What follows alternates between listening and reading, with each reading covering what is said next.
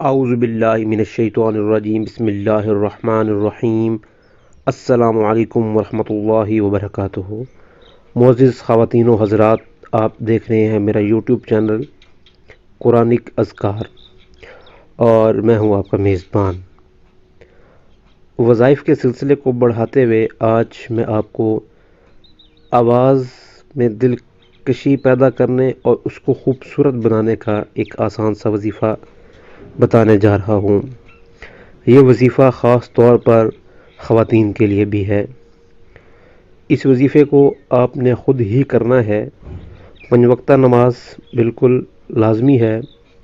اس کے علاوہ مقصد آپ کا ذہن میں ہونا چاہیے کہ آپ کس مقصد کے لیے یہ عمل، یہ وظیفہ، یہ کوشش کر رہی ہیں۔ چونکہ وظائف کو کرنے سے اللہ کے ساتھ تعلق مضبوط ہوتا ہے اور پھر ہماری جو دعائیں ہیں، دعاؤں کی قبولیت جو ہے وہ آسان ہو جاتی ہے۔ اس وظیفے کا طریقہ کار کچھ اس طرح سے ہے کہ آپ ہر نماز کے بعد آپ نے 2 نفل نماز ادا کرنی ہے۔ یہ جو 2 نوافل ہوں گے یہ نماز کی رکعتوں سے زائد ہوں گے، اور 5 وقتہ نماز کے بعد 2 نفل ادا کرنے ہیں، یعنی کہ یہ آپ کے ایک دن کے 10 نوافل ہو جائیں گے۔ اس کے بعد رات آپ نے جہاں پر عشاء کی نماز ادا کرنی ہے، قبلہ رخ دوزانوں ہو کر آپ نے وہیں بیٹھ جانا ہے، اور آپ نے 1111 مرتبہ صلی اللہ علیہ وسلم کا ورد کرنا ہے۔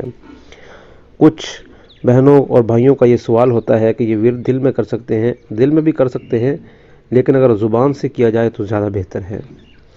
زبان سے آپ نے 1111 مرتبہ صلی اللہ علیہ وسلم کا ورد کرنا ہے، اور شیشے کے گلاس میں آپ نے آب زمزم لے لینا ہے یہ عمل کرنے سے پہلے ہی۔ آب زمزم اگر اتنا نہ ہو تو اس میں دوسرا پانی مکس کیا جا سکتا ہے، اور یہ ورد مکمل کرنے کے بعد آپ نے پانی پر دم کرنا ہے، اور آپ پانی دم کر کر پی بھی سکتے ہیں، اور ضروری پینا ہے آپ نے۔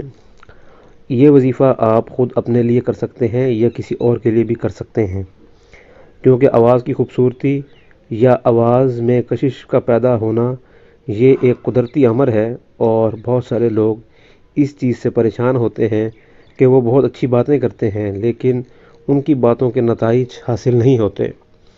جس زبان سے نبی علیہ الصلوۃ والسلام کا ذکر جاری ہونے شروع ہو جائے گا، اس زبان سے ہر نکلی ہوئی اچھی بات لوگوں کے دل پر اثر کرے گی۔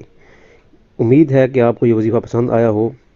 اس عمل کے بارے میں یا کسی اور کے بارے میں آپ ہم سے پوچھ سکتے ہیں۔ ہمارا رابطہ نمبر ویڈیو کی ڈسکرپشن میں اور چینل کی اسکرین پر دے دیا گیا ہے۔ السلام علیکم ورحمۃ اللہ وبرکاتہ۔